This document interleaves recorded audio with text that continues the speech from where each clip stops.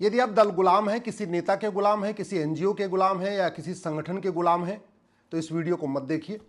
लेकिन अगर आपको कड़वा सच सुनना पसंद है, कड़वा सच बोलना पसंद है, कड़वा सच लिखना पसंद है और आपका मानसिक खतरा नहीं हुआ है, तो इस वीडियो का अंत तक देखिए और उसके बाद अपने सभी दोस्तों को, रिश्तेदारों को भी शेयर करिए। 1947 से लेकर 2025 तक हजारों हिंदुओं ने पलायन किया। कश्मीर से पलायन किया, नागालैंड से पलायन किया, असम से पलायन किया, मेघालय से पलायन किया, मिजोरम से पलायन किया, मणिपुर से पलायन किया, अब बंगाल से पलायन कर रहे हैं।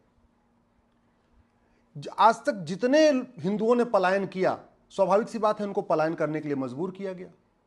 तो जिन दंगाइयों ने हिंदुओं को पलायन करने के लिए मजबूर किया पिछले 75 साल या 80 साल में, उसमें से कितने दंगाइयों को फांसी हुई, कितने दंगाइयों को आजीवन कारावास हुआ, कितने दंगाइयों की 100% संपत्ति जब्त हुई और कितने दंगाइयों की नागरिकता खत्म हुई। एक बात सोचिए, इसको ईमानदारी से सोचिए। या 1990 में जो कश्मीर में नरसंहार हुआ था, उसमें से कितनों को फांसी हो गई, कितनों का आजीवन कारावास हुआ, कितनों की 100% प्रॉपर्टी जब्त हुई या कितनों की नागरिकता खत्म हुई। या 1984 में जो सिखों का नरसंहार हुआ था, उसमें से कितनों को फांसी हो गई, कितनों की नागरिकता खत्म हो गई। 1947 में जब देश का विभाजन हुआ, उसके बाद की बात मैं कर रहा हूं, 1947 की बात नहीं कर रहा हूं। एक बात और, भारत में हिंदू 80% है, फिर भी हिंदू पलायन करते हैं। Arab, Dubai, Kuwait, Bahrain, Abu Dhabi में कहीं 1% हिंदू हैं, कहीं 2% हिंदू हैं, कहीं 3% हिंदू हैं, मैक्सिमम 10% हिंदू हैं। वहां से हिंदुओं को पलायन क्यों नहीं करना पड़ता? सबसे ज्यादा हिंदूवादी नेता, अभिनेता, लेखक, बुद्धिजीवी, पत्रकार, कलमकार भारत में है, फिर भी हिंदू पलायन करते हैं। Arab, Dubai, Kuwait, Bahrain, Abu Dhabi में तो नहीं है, फिर वहां हिंदू सुरक्षित क्यों है? सबसे ज्यादा मठ मंदिर, सबसे ज्यादा धर्मशाला, सबसे ज्यादा गौशाला, सबसे ज्यादा गुरुकुल, सबसे ज्यादा यज्ञशाला भारत में है, फिर भी हिंदू पलायन करते हैं। Arab, Dubai, Kuwait, Bahrain, Abu Dhabi में तो नहीं है, फिर वहां हिंदू सुरक्षित क्यों है? सबसे ज्यादा आचार्य, सबसे ज्यादा शंकराचार्य, सबसे ज्यादा मंडलेश्वर, सबसे ज्यादा महामंडलेश्वर, सबसे ज्यादा कथावाचक, सबसे ज्यादा धर्मगुरु भारत में है, फिर भी हिंदू पलायन करते हैं। Arab, Dubai, Kuwait, Bahrain, Abu Dhabi में तो नहीं है। सबसे ज्यादा हिंदू सांसद, सबसे ज्यादा हिंदू विधायक, सबसे ज्यादा हिंदू पार्षद, सबसे ज्यादा हिंदू प्रधान भारत में है, इसके बाद भी हिंदू पलायन करते हैं। Arab, Dubai, Kuwait, Bahrain, Abu Dhabi में तो कोई एक भी हिंदू सांसद नहीं, एक भी हिंदू विधायक नहीं, एक भी हिंदू पार्षद नहीं, एक भी हिंदू प्रधान नहीं है। सबसे ज्यादा हिंदू कलेक्टर, कप्तान, जज, हवलदार, थानेदार भारत में है, फिर भी हिंदू पलायन करते हैं। Arab, Dubai, Kuwait, Abu Dhabi, Bahrain में तो नहीं है। सबसे ज्यादा हिंदूवादी संगठन, सबसे ज्यादा हिंदूवादी एनजीओ भी भारत में है। सबसे ज्यादा जय श्री राम भारत में बोला जाता है, फिर भी हिंदू पलायन करते हैं। सबसे ज्यादा भारत माता की जय हिंदुस्तान में बोला जाता है, फिर भी हिंदू पलायन करते हैं। Arab, Dubai, Kuwait, Bahrain, Abu Dhabi में तो नहीं बोला जाता, फिर भी वहां हिंदू सुरक्षित क्यों है? कभी आप इस पर सोचना। जानते हैं अंतर क्या है? क्योंकि भारत में राम की पूजा होती है और वहां राम नीति लागू है, और राम नीति का मतलब है भय बिन होय न प्रीत। हम भगवान कृष्ण की पूजा करते हैं, भगवान कृष्ण की कथा करते हैं, भागवत कथावाचक हैं, राम कथावाचक हैं, हमारे मठ हमारे पास मठ मंदिर है, लेकिन यहाँ कृष्ण नीति लागू नहीं है। और Arab, Dubai, Kuwait, Bahrain, Abu Dhabi में कृष्ण नीति लागू है। कृष्ण नीति है सठे साठ्यम समाचरित। हम केवल बातें करते हैं, लोहा लोहे को काटता है, लोहा लोहे को काटता है। हमने आज तक लोहा लोहे को काटता है इस सिद्धांत के अनुसार नियम कानून बनाया नहीं। वहां अबू धाबी, बहरीन, कुवैत में लोहा लोहे को काटता, इस सिद्धांत को उन्होंने बाकायदा अपनाया है, इसलिए वहां हिंदू सुरक्षित है। सबसे ज्यादा चिंतन बैठक भारत में होती है, सबसे ज्यादा मंथन भारत में होता है, सबसे ज्यादा सेमिनार भारत में होता है, सबसे ज्यादा मीडिया कॉन्क्लेव भारत में होता है, सबसे ज्यादा अखबार भारत में है, सबसे ज्यादा एडिटोरियल भारत में लिखा जाता है। इसके बाद भी हिंदू पलायन कर रहे हैं। Arab, Dubai, Kuwait, Bahrain, Abu Dhabi में तो ऐसा कुछ भी नहीं है, फिर भी वहां हिंदू आराम से सुरक्षित है। भगवान राम की भूमि भारत है, भगवान कृष्ण की भूमि भारत है, भगवान बुद्ध की भूमि भारत है, भगवान महावीर की भूमि भारत है, छत्रपति शिवाजी महाराज ने यहाँ जन्म लिया, गुरु गोविंद सिंह जी ने यहाँ जन्म लिया, 24 तीर्थंकरों ने यहीं जन्म लिया, 10 गुरुओं ने यहीं जन्म लिया, भगवान विष्णु के सारे अवतार यहीं पे हुए। इसके बाद भी घूसखोरी है, कमीशनखोरी है, दलाली है, कटमनी है, तोलाबाजी है, हवालाबाजी, कबूतरबाजी, नक्काली है, घटतौली है, जासूसी है, गद्दारी है। माओवाद है, नक्सलवाद है, जिहाद है, मजहबी उन्माद है, पत्थरबाजी है, धर्मांतरण है, लफ्जिहाद है, घुसपैठ है, जनसंख्या विस्फोट है, बम विस्फोट है, सड़क के किनारे रेलवे के किनारे जो है पत्थर रख दिए जाते हैं। सबसे ज़्यादा अवैध झुग्गियाँ भारत में बन रही हैं। अब Arab, Dubai, Kuwait, Abu Dhabi, Bahrain में तो किसी देवी देवता ने जन्म नहीं लिया, इसके बाद भी वहाँ शांति है, समृद्धि है, खुशहाली है, न लव जिहाद है, न लैंड जिहाद है, न धर्मांतरण है, न घुसपैठ है, न जनसंख्या विस्फोट है। एक भी बांग्लादेशी की मजाल नहीं वहाँ चला जाए। इसलिए दूसरों को दोष देने से पहले एक बार चिंतन करिए, एक बार समीक्षा करिए कि भारत में सब कुछ है फिर भी सारी समस्याएं हैं। उसका रूट काज क्या है? रूट काज ये है, हमने अपनी व्यवस्था को नहीं बदला। यहाँ पे तू मैं होता है, आरोप प्रत्यारोप होता है, नूरा कुश्ती होती है, बतौलेबाजी होती है, बड़े बड़े लफाजी होती है, बड़े बड़े भाषण होते हैं। शाम को टीवी में देखिए ना, क्या क्या लच्छेदार बातें होती रहती है।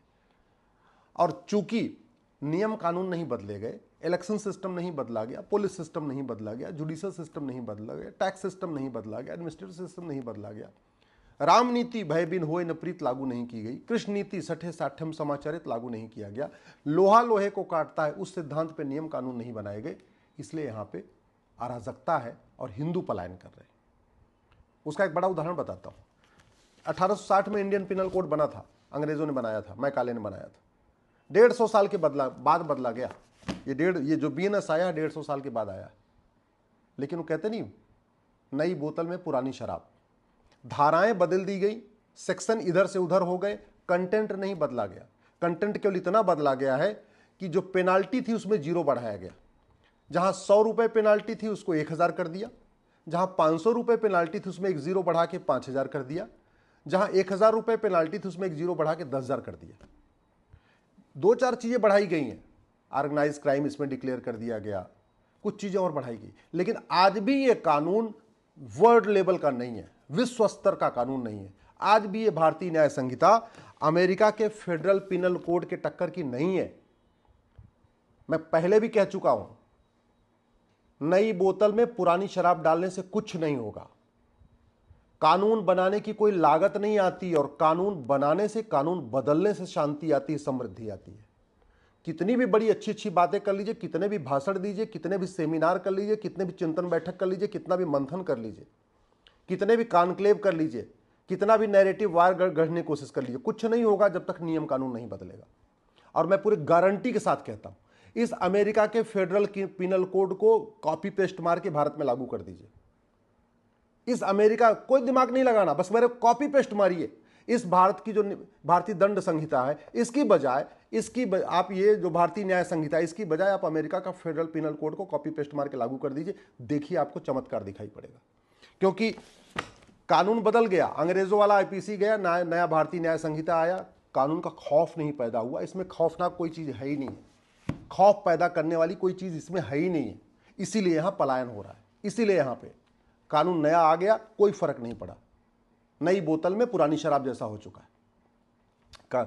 आप अगर भारत को सुरक्षित बनाना चाहते हैं तो सबसे पहले भारत में 1 नेशन 1 पिनल कोड लागू करिए। और पिनल कोड लागू करते समय पहले देखिए कि अमेरिका में क्या चल रहा है, किस अपराध में अमेरिका में कितनी सजा है, किस अपराध में सिंगापुर में कितनी सजा है, किस अपराध में चीन में कितनी सजा है।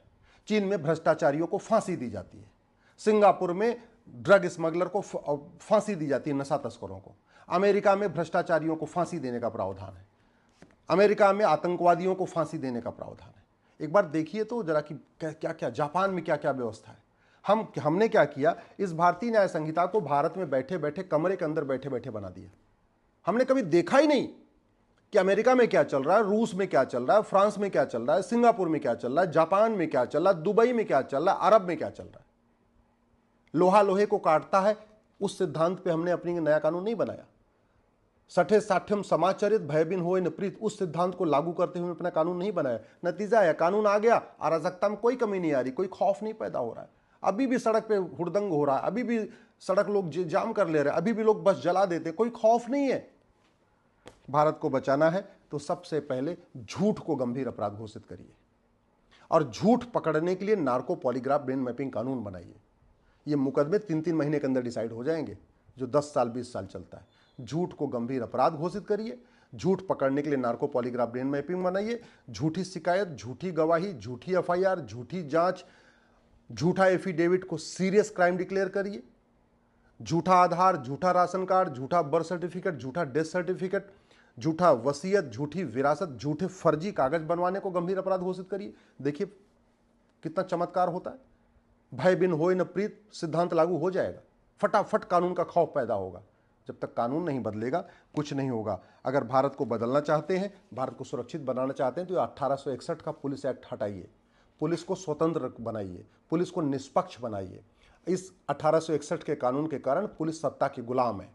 जहां पे सत्ता चाहती है वहां पुलिस टूट पड़ती है दंगाइयों पे, आतंकवादियों पे, और जहां सत्ता नहीं चाहती है वहां दंगाइयों के सामने पुलिस घुटने टेक देती है। ऐसा कानून किस काम का कि अगर पुलिस सत्ता के इशारे पे नाचे? अरे पुलिस को वेतन भत्ता, गाड़ी बंगला भारत को सुरक्षित बनाने के लिए मिलता है, आतंकवाद, अलगाववाद, जिहाद, मजहबी उन्माद को रोकने के लिए मिलता है, दंगा रोकने के लिए मिलता है। और पुलिस अगर सत्ता की गुलाम बनी हुई तो फिर पुलिस के पूरे इतना खर्च हो रहा है, पुलिस के ऊपर फायदा क्या क्या है? किस बात का कानून का राज? फिर तो नेताओं का राज चल रहा है, फिर तो सब पॉलिटिकल पार्टियों का राज चल रहा है। ये सबसे बड़ा झूठ है कि भारत में कानून का राज। भारत में आज भी चूंकि कानून घटिया है इसलिए पॉलिटिकल पार्टियों का राज चल रहा है, नेताओं का राज चल रहा है, मुख्यमंत्री का राज चल रहा है, गृह मंत्री का राज चलता है, कानून का राज नहीं चलता। जहां कानून का राज होता है वहां कोई मुख्यमंत्री हो, कोई गृह मंत्री हो, कोई मिनिस्टर हो, कोई सांसद, कोई विधायक, कोई फर्क नहीं पड़ता। पुलिस अपना काम स्वतंत्र निष्पक्ष करती रहती है। तो हमें एक पुलिस चार्टर लागू करना पड़ेगा। 1 घंटे के अंदर एफआईआर हो, 1 महीने के अंदर जांच पूरी हो।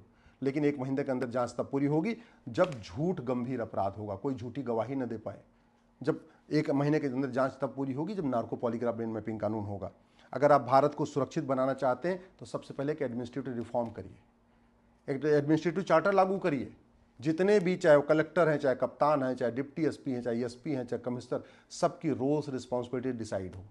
सबको कौन सा काम कितने दिन में करना है इसका बाकायदा एक लेखा जोखा होना चाहिए। अगर भारत को सुरक्षित बनाना है तो एक सिटीजन चार्टर लागू करिए और झूठी शिकायत, झूठी जांच, झूठी गवाही को जघन्य अपराध घोषित करते हुए उसमें नागरिकता खत्म करने का प्रावधान करिए। झूठे कागज बनवाने को जघन्य अपराध घोषित करिए। चीटिंग, फ्रॉड, फोर्जरी और परजरी को जघन्य अपराध घोषित करिए। तब जाके फास्ट जस्टिस सिस्टम होगा, जस्टिस विद इन ईयर होगा, 1-1 साल के अंदर मुकदमों का फैसला होगा, फटाफट सजा मिलना शुरू होगी, फिर कानून का खौफ पैदा होगा। ये जो बंगाल में हिंदू पलायन इसलिए कर रहे हैं कि 1947 से लेकर आज तक पलायन ही करते रहे हिंदू, लेकिन पलायन करने वालों को कुछ हुआ नहीं। हाँ, यही पलायन बंगाल में पलायन कर रहे हैं। अभी यही पलायन जो पलायन करवा रहे हैं ना, उसमें से अगर किसी को हिंदू पलट के मार दे तो वो हिंदू भी जेल जाएगा। तो फायदा क्या इस कानून का कि दंगाई और सामान्य व्यक्ति दोनों अपराधी हो जाए? ऐसा कानून हमें चाहिए क्या? सेल्फ डिफेंस में आदमी कुछ कदम उठाए तो वो भी अपराधी हो जाएगा। अगर भारत की न्यायिक व्यवस्था को बदलना चाहते हैं तो सबसे पहले भ्रष्टाचार खत्म करिए। ये जो देश में आग लगी हुई है ना, इसका मूल कारण हमारा पॉलिटिकल सिस्टम है। जाति के आधार पे बांटते हैं नेता, भाषा के आधार पे बांटते हैं नेता, क्षेत्र के आधार पे बांटते हैं नेता, अगड़े पिछड़े के आधार पे बांटते हैं नेता। और क्यों बांटते हैं? जो उनको पार्षद बनना है, प्रधान बनना है, सांसद बनना है, विधायक बनना है। और क्यों पार्षद, प्रधान, सांसद, विधायक बनना है? जनता की सेवा करने के लिए नहीं। ये तो बकवास है। ये जो अंबेडकरवाद, पेरियारवाद, समाजवाद, लोहियावाद, जो दुनिया भर के वाद, गांधीवाद की बात करते हैं, ये सब जुमला है जनता को बेवकूफ़ बनाने का, जनता को धोखा देने का। असली लक्ष्य है पार्षद, प्रधान, सांसद, विधायक बन के देश को लूटना, मोटा माल कमाना। और मोटा माल क्यों कमा रहे हैं? क्योंकि हमारा कानून घटिया है। हमारा जो भ्रष्टाचार विरोधी कानून महा घटिया है। अगर भ्रष्टाचार के खिलाफ कठोर कानून हो जाए तो मैं गारंटी के साथ कहता हूं, जो 2000 पॉलिटिकल पार्टियां हैं ना, 2 पॉलिटिकल पार्टी बचेगी, बाकी सारी की सारी पॉलिटिकल पार्टियां खत्म हो जाएंगी। भ्रष्टाचार के खिलाफ कठोर कानून हो जाए तो 80% सफेद पोष भारत छोड़ के भाग जाएंगे। भारत में चूंकि लूटने की छूट मिली हुई है इसलिए यहाँ रुके हुए हैं, और यहाँ उत्तर वालों को दक्षिण से लड़ा रहे हैं, बिहार वालों को बंगाल से लड़ा रहे हैं, भाषा के आधार पर लड़ा रहे हैं, क्षेत्र के आधार पर लड़ा रहे हैं। सामाजिक समरसता ऐसे नहीं आएगी। सामाजिक समरसता तब आएगी जब नेताओं की नेतागिरी बंद होगी, इनका पाखंड बंद होगा। अगर भारत को सुरक्षित बनाना चाहते हैं तो प्रिवेंशन ऑफ करप्शन एक्ट को बदलिए। दुनिया के कई देशों में भ्रष्टाचारियों की 100% प्रॉपर्टी जब्त होती है, नागरिकता खत्म होती है, फांसी दी जाती है। ये सड़ा हुआ कानून है, इसमें 3 साल से सजा होती है। 1,76,000 करोड़ का 2G घोटाला हुआ, 1,86,000 करोड़ का कोयला घोटाला हुआ, 70,000 करोड़ का कॉमनवेल्थ घोटाला हुआ। आज तक किसी को 10 साल की भी सजा नहीं हुई।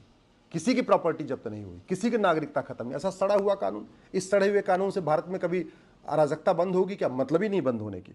अगर भारत को सुरक्षित बनाना चाहते हैं तो ये सड़ा हुआ नेशनल सिक्योरिटी एक्ट है, इसमें राष्ट्र की सुरक्षा के लिए क्या क्या खतरा है उसको जरा लिखिए।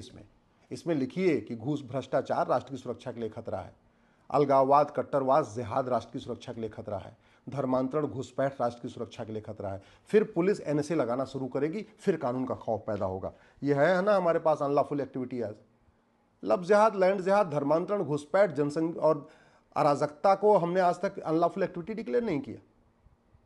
अनलॉफुल कानून बना दिया अनलॉफुल एक्टिविटी एक्ट, लेकिन अनलॉफुल एक्टिविटी क्या क्या है इसमें उन्होंने लिखा ही नहीं है।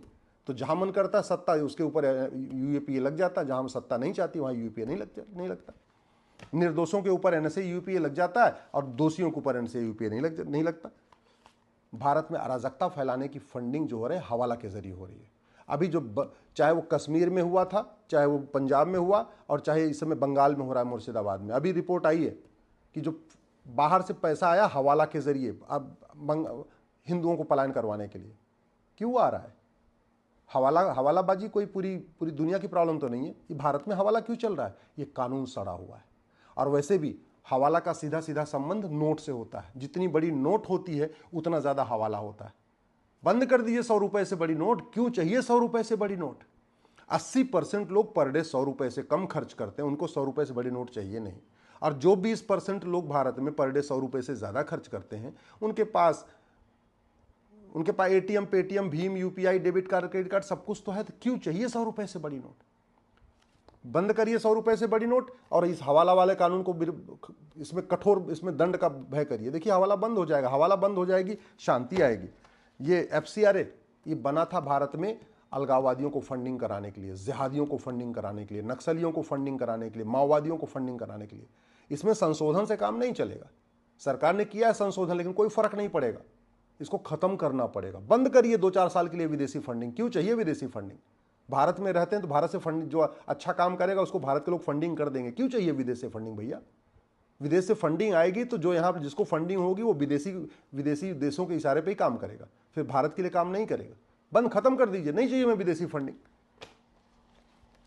भारत में जो अराजकता फैलती है वो भारत के अंदर जो काला धन जनरेट हो रहा है उससे हो रहा है। रत्ती भर काला धन कम नहीं हुआ, न रत्ती भर हवाला कम हुआ है, न रत्ती भर भ्रष्टाचार कम हुआ है, और न रत्ती भर काला धन कम हुआ है। सारे काले कारोबार आज भी चल रहे हैं। क्यों? क्योंकि हमने कैश लेन देन को बंद ही नहीं किया। सारे काले कारोबार कैश में होते हैं। घूसखोरी, कमीशन खोरी कैश में होती है, मिलावटखोरी कैश में होती है, कालाबाजारी कैश में होती है, नशा तस्करी कैश में होती है, मानव तस्करी कैश में होती है, हथियारों का कारोबार कैश में होता है, माओवादियों नक्सलियों की फंडिंग कैश में होती है, जिहादियों की फंडिंग कैश में होती है। ये जितने यहाँ पे भारत में अवैध जासूसों की फंडिंग कैश में होती है। हर अवैध काम की फंडिंग कैश में होती है। और कैश जनरेट होता है काले धन से, ब्लैक मनी जनरेट होती है। 5,000 रुपए से महंगे सामान का कैश लेन देन बंद कर दीजिए। अरे जब बीड़ी बेचने वाला, पान बेचने वाला, चाय बेचने वाला, पंचर बनाने वाला ऑनलाइन लेने लग गया तो क्या जरूरत है कैश लेन देन की लिमिट को, कैश लेन देन को लिमिट करने में? 100 रुपए से 5,000 रुपए से महंगे ऊपर कैश लेन देन बंद कर दीजिए। देखिए काला धन कम हो जाएगा। कानून बदलिए, 5,000 रुपए से ऊपर कैश लेन देन कम करिए, फटाफट देखिए काला कारोबार बंद, काला धन बंद, कैश बंद, अराजकता खत्म। भारत को अगर बचाना चाहते हैं तो ये जो बेनामी लेन देन चल रहा है, 50,000 रुपए से महंगे सामान के ऊपर आधार, यानी 50,000 रुपए से महंगे सामान को आधार से लिंक करिए। जो भी सामान 50,000 रुपए से महंगा है, चाहे वो मोबाइल है, चाहे टीवी है, चाहे स्कूटी है, चाहे गाड़ी है, चाहे प्लॉट है, चाहे फ्लैट है, कुछ भी, उसको आधार से लिंक करिए। जब बेनामी लेन देन रुकेगा तब अराजकता रुकेगी। ये सिटीजनशिप एक्ट बना हुआ है 1955 का। आज तक किसी की नागरिकता खत्म ही नहीं हुई। इतना सड़ा हुआ कानून है और आज तक हमने नहीं बदला। दुनिया के कई देशों में जो लोग देश विरोधी काम करते हैं उनकी नागरिकता खत्म होती है। आज तक न किसी दंगाई की नागरिकता खत्म हुई, न जिहादी की नागरिकता खत्म हुई, न किसी मिशनरी की नागरिकता खत्म हुई, न घुसपैठियों की मदद करने वालों की नागरिकता खत्म हुई, न आतंकवादियों की नागरिकता खत्म करने वालों की नागरिकता खत्म हुई। तो किस काम का ये? कानून बदलना पड़ेगा, तब खौफ पैदा होगा। सबसे ज़्यादा जो अराजकता फैलाई जाती है वो ड्रग के पैसे से, और ड्रग का कानून हमारा सड़ा हुआ है। सिंगापुर में एक व्यक्ति 900 ग्राम गांजा लेके गया था, कॉलेज के पास गांजा बेच रहा था लड़कों को, फांसी दे दिया उठा के। हम क्यों नहीं ऐसा कानून बनाते? हमें नशा तस्करों से इतना प्यार क्यों है? हमें नशा तस्करों के मानवाधिकार की इतनी चिंता क्यों है?